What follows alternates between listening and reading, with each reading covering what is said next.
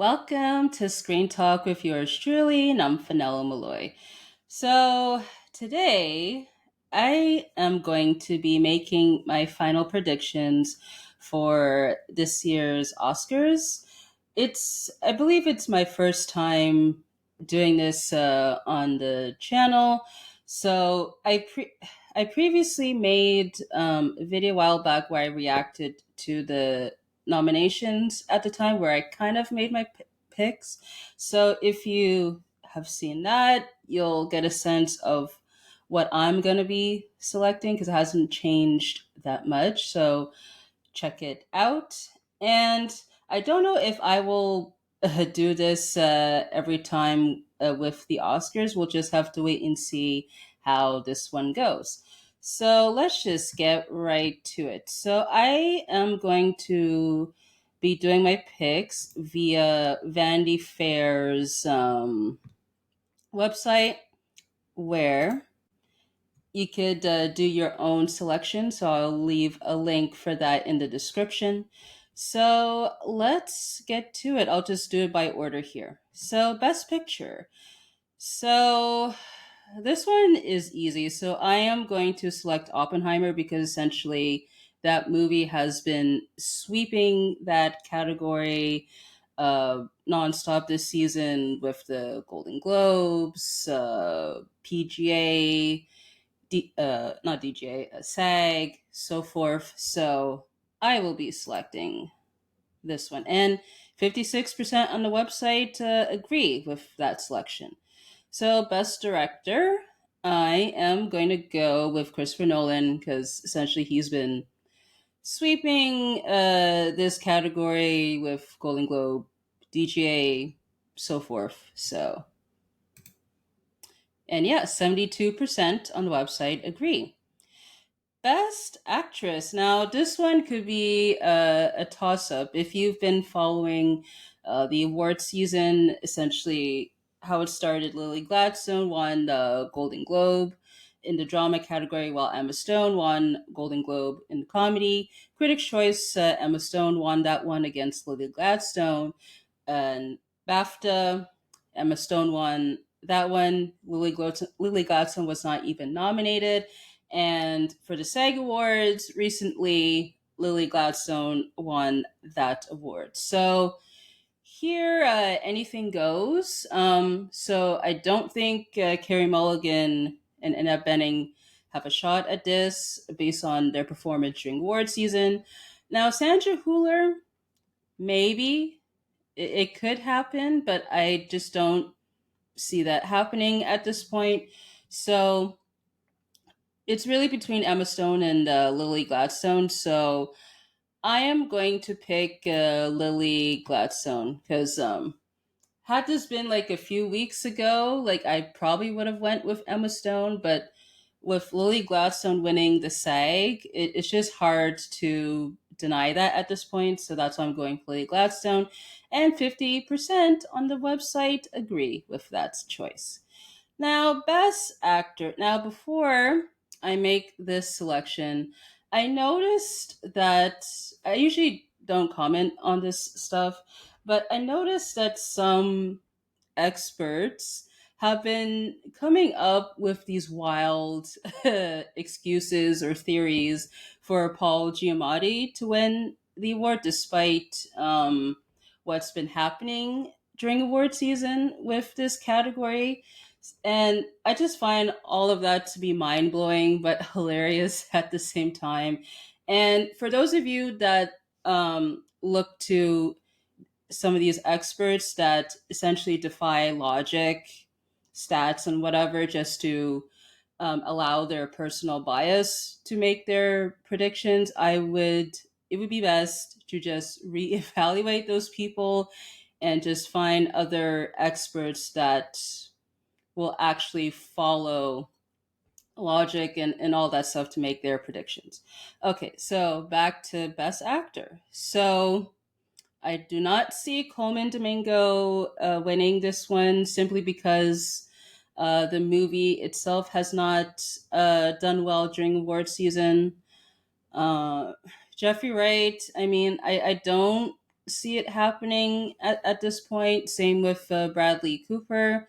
It's really down to Paul Giamatti and Cillian Murphy. So what happened with this race? Golden Globes, both actors won. Cillian for drama, Paul Giamatti for in the comedy.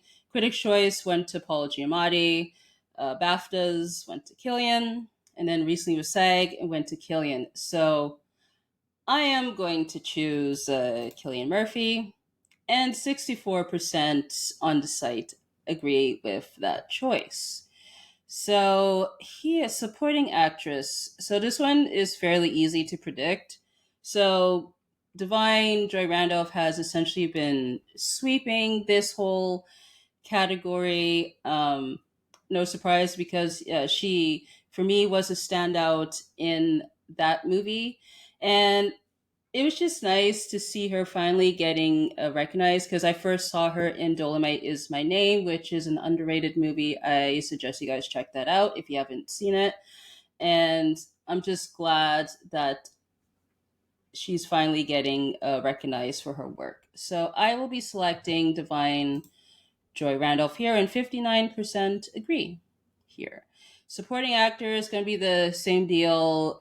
Robert Downey Jr. has essentially been sweeping this whole category. I know some think Ryan Gosling could take it, but I do not see it at this point. So I'm going with Robert Downey Jr. And yeah, 59% agree with that choice. Original screenplay. Now, the screenplay categories could go either way because usually the Writers Guild occurs before Oscars, but because of the strikes that occurred this past year, it got pushed to April, I believe. So anything can happen. So for here, original screenplay, it's between Anatomy of a Fall and Past Lives. Now, I know some people are predicting the holdovers to win. I do not see that at this point. Same with May December and Maestro. So, with Anatomy of a Fall, it has won the Golden Globe for screenplay, also BAFTA, the Independent Spirit Awards. But however, Past Lives, I know Celine Song has won awards. I don't know about the screenplay itself specifically, but I know she has won in the Independent Spirit Awards recently with the Directors Guild under the first time directors category. So I won't be surprised if Past Lives take it, but I am going to select Anatomy of a Fall. And here it looks like 35% agree with that choice, which is interesting. And because usually with the screenplay flicks, the Writers Guild is a good indicator on where things will go. But however, there have been some wins in previous past where they have not received the WJ nomination nor won. Most recently would be with Kenneth Branagh for Belfast. He won the Oscar in original screenplay. So I think yeah, the same thing will happen here with Anatomy of a Fall. Now, adapted screenplay. This one is interesting because it could go either way. So I do not see Zone of Interest winning.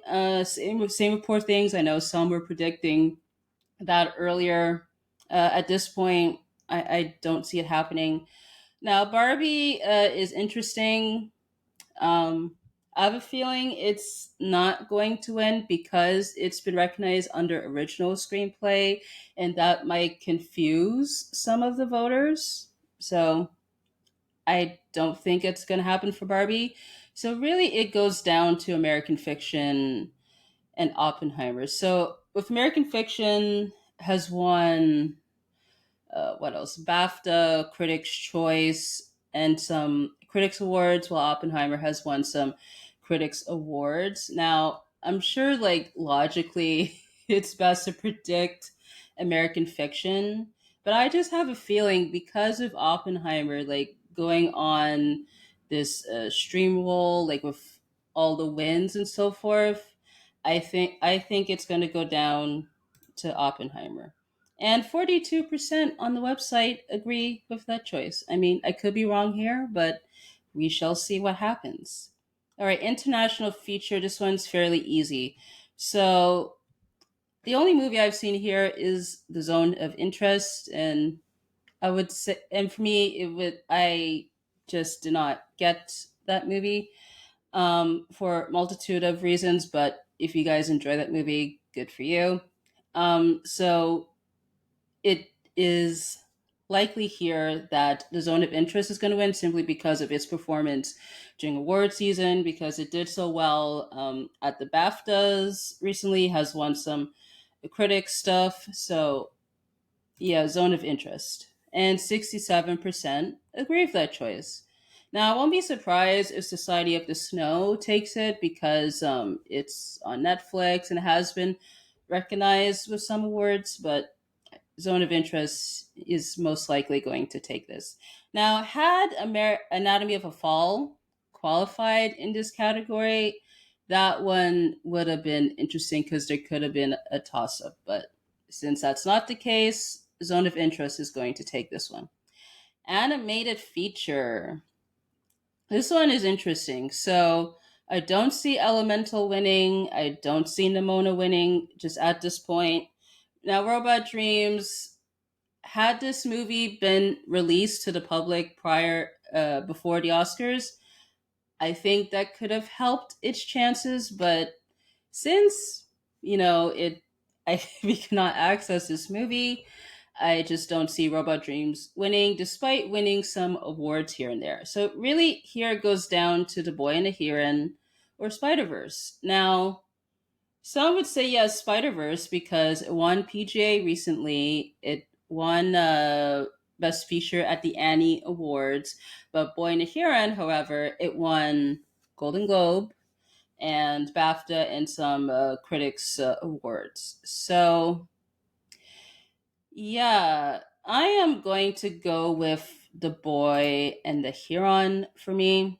And wow, and 45% agree with that choice, while 37% agree with Spider-Verse. I think what would hurt Spider-Verse is a sequel. Many have complained that it's not a complete film. And also, too, with the controversy surrounding the treatment of the animators behind the scenes. I think those factors will hurt the film, in my opinion, but again, we shall see what happens here. Documentary feature. So, the only one that I've seen on this list was To Kill a Tiger, which I saw through a virtual screening. And that movie was quite heartbreaking to see due to the subject matter and all that stuff. So, however, based on what's been happening during award season, I am going to select 20 Days in Mariupol. And yeah, 57% agree with that choice. Now, it was interesting that with PGA, I don't remember if the movie was nominated, but American Symphony won that round, but that movie is not nominated here. So, yeah, I think 20 Days of Mariupol is going to win this one. Original score. This one is easy to predict. Oppenheimer for the win because that has been sweeping that category nonstop, like such as the Golden Globes, with the Grammys. I don't know if there's Grammy voters in the Academy. Maybe, maybe not. I'm not too sure. But yeah, Oppenheimer is going to take this one, and 63% agree with that choice. Original song. So this one for me is fairly easy. It's between the two Barbie picks. So I am going to go with What Was I Made For, simply because that movie has been doing so well during award season with Golden Globes, Grammys, and so forth. So, and 62% agree with that choice. All right, best cinematography. So this one matched with the Ace Awards, I believe. I don't know if that one has selected their winner for that. I'm not too sure at the time that I'm recording this. So I think it goes down to Oppenheimer and Poor Things, because I think Poor Things has won the British Cinematography Award, Association Award. But I think Oppenheimer, because of the movie's performance during award season, I believe is going to take this one. So I am going to select Oppenheimer, and 62% agree with that choice. Costume design. Interesting. So I think for me it's fairly easy. I am going to go with Poor Things on this one. And oh well, interesting. So 56% chose Barbie. Now Barbie is essentially the biggest movie in this category, so I'm not surprised here why a lot of people select Barbie. However, I do hear that some people felt that with the costumes are just recreations of similar costumes from the toys, which could hurt its chances here. So I am gonna go with Poor Things here, and 26% agree with that choice. So film editing, this one for me is fairly easy. I'm gonna go with Oppenheimer here, and yeah, 67% agree. I think Anatomy of a Fall could have a shot, but Oppenheimer is, I would say, the most logical choice in my opinion. Makeup and hair. So I think Maestro recently won its Guild Award for that one, but I could see Poor Things taking it, or it could go to Oppenheimer because of that movie's performance during award season. I don't see Golda nor Society of the Snow taking this one, so it could be either Maestro, Poor Things, or Oppenheimer. Um, so I am, because this category is called makeup and hair, I'm gonna go with Poor Things because for me that accomplishes those aspects better than my show in Oppenheimer, in my opinion. But yeah, and 52% agree with that choice. So we shall see what happens here. It could be interesting. Production design. Now, I see many people think it could go to Barbie or Poor Things. I believe Poor Things won its Guild Award for that. Now, I am going to go with Oppenheimer. Now, Oppenheimer won, I believe, its Guild Award in that category. And for me, I'm going with Oppenheimer because I'm kind of thinking because of the All Quiet on the Western Front when that won the category during that time. Because I think because of Barbie and Poor Things, because both of them like have these like fantasy type designs, it could cancel each other out if people cannot choose either or. So that's why I'm gonna go with Oppenheimer. I could be wrong. It could go to Poor Things, but a lot of the people here, 61% chose Barbie, but 15% chose Oppenheimer, 17% chose Poor Things. Again, we shall see what happens there. So best sound. So this one, it could go between Oppenheimer or Zone of Interest.